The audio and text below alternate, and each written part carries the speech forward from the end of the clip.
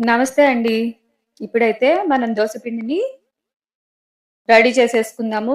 మినపగుళ్ళు, 2:30 కప్పుల బియ్యం, 1 స్పూన్ మెంతులు. వీటిని బాగా కడిగేసుకొని, శుభ్రం చేసుకొని 6 గంటల పాటు నానబెట్టుకోవాలి. ఈ విధంగా నానబెట్టుకున్న వాటిని మళ్ళీ శుభ్రం చేసేసుకొని, ఈ విధంగా గ్రైండర్‌లో వేసేసుకోవాలి. గ్రైండర్‌లో వేసుకొని, మనం చాలా మెత్తగా ఈ బ్యాటర్‌ని ప్రిపేర్ చేసుకోవాలి. ఈ విధంగా వేసుకుంటే ఏంటంటే దోసలు చాలా స్మూత్‌గా వస్తాయి. ప్లస్ పల్చగా గూడా వస్తాయి. మనం బయట హోటల్స్‌లో వాటిల్లో తీసుకొచ్చుకుంటే తింటూ ఉంటే కొంచెం గట్టిగా అనిపిస్తాయి గదా! పల్చగా ఉన్నా గూడా క్రిస్పీగా. ఇవి అలా కాకుండా చక్కగా పల్చగా ఉంటాయి. తింటూ ఉంటే స్మూత్‌గా గొంతు పట్టుకోకుండా చక్కగా ఉంటాయన్నమాట. ఈ విధంగా గనక మీరు బ్యాటర్‌ని రెడీ చేసుకోండి. అసలు ఇందులో ఏమీ లేదు. చాలా నేచురల్‌గా చేసే ప్రాసెస్సే ఇదంతా గూడా. గ్రైండర్ గాబట్టి మనం 1కి 2:30 కప్పులు. అదే మిక్సీ అయితే 1కి 2 కప్పులు బియ్యం వేసుకుంటే సరిపోద్ది. ఇందులోకైతే ఇప్పుడు చట్నీని ప్రిపేర్ చేసుకుందాం. ఒక సాస్ పాన్ అదే మాములుగా ఒక పాన్ పెట్టేసుకొని, అందులో పచ్చిమిర్చిని కడిగేసి ఈ విధంగా కట్ చేసి వేసుకోవాలి.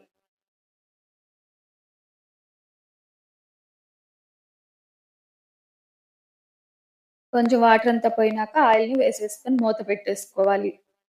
సిమ్‌లోనే ఉంచేసుకోండి.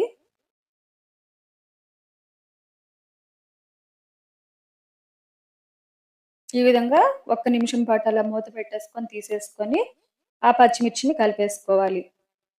కలుపుకున్నాం గదా! ఇప్పుడు ఇందులో అయితే కొంచెం పచ్చిమిర్చి వేగాయి. ఇందులో అయితే ఒక టీ గ్లాసు పల్లీలని నేను యాడ్ చేసుకుంటున్నాను. యాడ్ చేసేసుకొని వీటిని గూడా 2 కలిపి మనం ఫ్రై చేసుకోవాలి.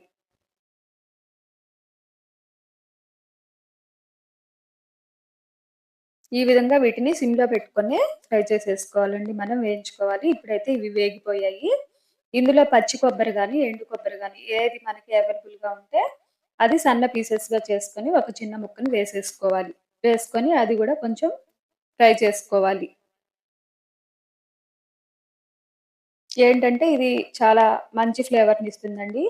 ఈ చట్నీ చక్కగా రోజు పల్లీ పచ్చడి కాకుండా ఈ విధంగా చేసుకొని తింటే దోసల్లోకి చాలా బావుంటుంది. ఇప్పుడైతే చిన్న అల్లం ముక్క, జీలకర్రను గూడా ఒక అర స్పూన్‌ని యాడ్ చేసేసుకుందాం. చేసేసుకొని కొంచెం పావు స్పూన్ ధనియాలు వేసేసుకొని ఇదంతా గూడా మనం ఫ్రై చేసుకోవాలి. చేసుకొని దీనిని ఒక గిన్నెలోకి తీసేసుకుందాం. ఇప్పుడైతే ఇదే బౌల్‌లో కొంచెం ఆయిల్ వేసుకొని టమాటాలు ఒక 3 టమాటాలు వేసానండి నేను. ఈ 3 టమాటాలను సన్నగా కట్ చేసుకొని ఈ ఆయిల్‌లో వేసేసుకోవాలి. కొత్తిమీరను గూడా కొంచెం తీసుకొని ఇందులో కట్ చేసుకొని వేసేసుకోవాలి. ఇదేంటంటే ప్రోటీన్‌కి భిన్నంగా ఉంటుందనమాట. ఎప్పుడు పల్లి చట్నీ, పుట్నాల చట్నీ అలా కాకుండా ఈ విధంగా చేసుకొని తింటే గూడా రుచిగా ఉంటుంది. ఇది రైస్‌లోకి కూడా తినొచ్చు ఈ విధంగా చేసుకొని మనం. ఈ విధంగా కలిపేసుకొని కొంచెం సాల్ట్ యాడ్ చేసుకొని మూత పెట్టేసుకొని సిమ్‌లో ఉంచుకొని మగ్గించుకోవాలి. మధ్య మధ్యలో కలుపుకుంటూ ఆయిల్ బయటకొచ్చే వరకు మనం మగ్గించుకోవాలి. ఇప్పుడైతే పావు స్పూను చింతపండు గుజ్జును గూడా వేసేసుకుందాం.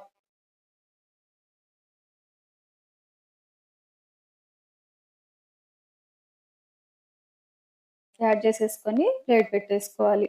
సిమ్‌లో ఉంచి మరో 2 నిమిషాలు ఉడికించుకోవాలనమాట. ఇప్పుడైతే ఇది ఉడికేలోపు ఇందాక మనం ఏదైతే ఫ్రై చేసి ఉంచుకున్నామో దాన్ని మిక్సీ పట్టుకోవాలి. వాటర్ ఏం వేయగూడదండి. వేయకుండానే మిక్సీలో పొడిలాగా దాన్ని మనం మిక్సీ పట్టుకోవాలి. ఇవైతే చక్కగా మగ్గుతున్నాయి గదా! చూసుకుంటూ ప్లేట్ పెట్టేసేసి 2 నిమిషాలకోసారి చెక్ చేసుకుంటూ ఆయిల్ సెపరేట్ అయ్యే వరకు దీన్ని ఫ్రై చేసుకోవాలి. ఇది ఫ్రై అయింది. దీనిని గూడా మిక్సీ జార్‌లో వేసేసుకొని మనం గ్రైండ్ చేసేసుకోవాలి. ఇందులో వాటర్ వేయాల్సిన అవసరం లేదండి. మరీ అవసరం పడితే కొంచెం వాటర్‌ని యాడ్ చేసుకోవచ్చు. దాదాపుగా వాటర్ అయితే అవసరం పడదు. ఇప్పుడైతే మనం అదే బౌల్‌లో కొంచెం ఆయిల్ వేసేసుకొని తాలింపుని ప్రిపేర్ చేసేసుకుందాం. ఒక ఎండుమిర్చిని కట్ చేసి తాలింపు గింజలు, కరివేపాకు వేసేసుకోవాలి. అవి ఫ్రై అయినాక ఈ చట్నీని గూడా వేసేసుకొని కలిపేసుకోవాలి. అంతేనండి. చాలా టేస్టీగా ఉండే చట్నీ దోసల్లోకి రెడీ అయిపోయింది. దీన్నైతే మూత పెట్టేసి పక్కనుంచుకుందాం.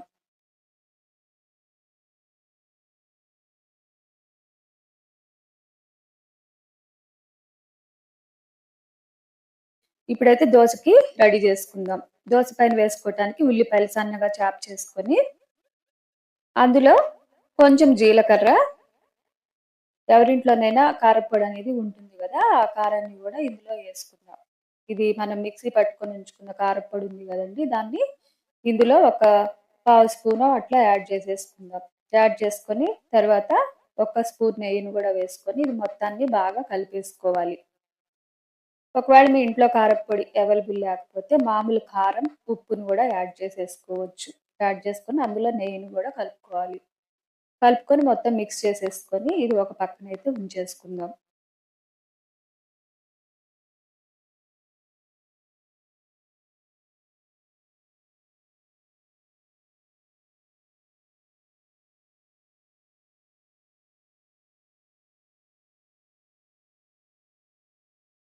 గ్రైండ్ చేసి ఉంచుకున్నామో ఆ అట్టుపిండిలో కొంచెం ఉప్పు వేసుకొని కలిపేసుకోవాలి.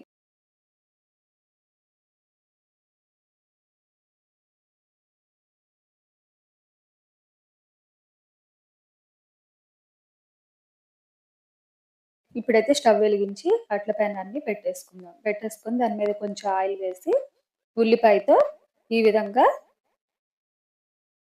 రుద్దేసుకోవాలి. కలుపుకున్న ఆ పిండిని ఈ విధంగా మనం దోసలాగా వేసేసుకోవాలి.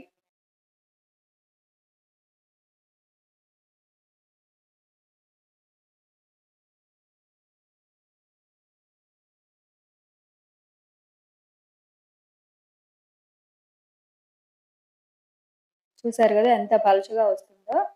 ఇది ఇంకా చాలా పలుచగా వస్తదండి. కొంచెం వాటర్ యాడ్ చేసుకుంటే ఇంకా పలుచగొస్తది. ఈ విధంగా వేసేసుకొని పైన మనం ఆయిల్‌ని అప్లై చేసేసుకోవాలి. ఆ తర్వాత దీనిని నేను తిప్పుకుంటున్నా. ఎందుకంటే రెండో వైపు గూడా పచ్చిగా ఉండొద్దని ఆ విధంగా నేను దీన్ని ఫ్లిప్ చేసేసా. ఫ్లిప్ చేసుకొని మళ్ళీ సేమ్ సైడ్‌కి దీన్ని ఫ్లిప్ చేసుకొని దాని మీద ఇందాక ఏవైతే ఉల్లిపాయలు ఉంచుకున్నామో అవన్నీ వేసేసుకొని ఒక్క నిమిషం పాటు ఈ అట్టు వేగాక దీనిని ఫోల్డ్ చేసేసుకుందాం. ఫోల్డ్ చేసేసుకొని ఒక ప్లేట్‌లోకి తీసేసుకుందాం. ఇది నెయ్యితో గూడా మనం ప్రిపేర్ చేసుకోవచ్చండి మనకిష్టమైతే మన టేస్ట్‌కి తగ్గట్టు. తర్వాత ఇంకొక దోసని గూడా వేసేసుకుందాం. ఈ విధంగానే. ఈసారి నేను ఈ దోసని ఫ్లిప్ చేయకోకుండా ఒక సైడే రోస్ట్ అవ్వనిచ్చి ఆ తర్వాత ఉల్లిపాయలేసుకొని ఫోల్డ్ చేసేసుకుంటా. ఈ విధంగా మీరసలు వేసుకొని తినండి. చాలా చాలా రుచిగా ఉంటాయి.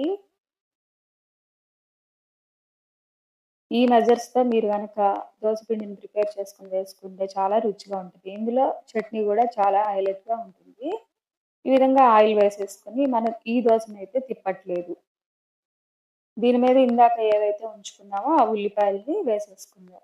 వేసేసుకొని దీన్ని ఫోల్డ్ చేసేసుకుంటే ఈ దోస గూడా రెడీ అయినట్టే. ఇక సర్వింగ్‌కి.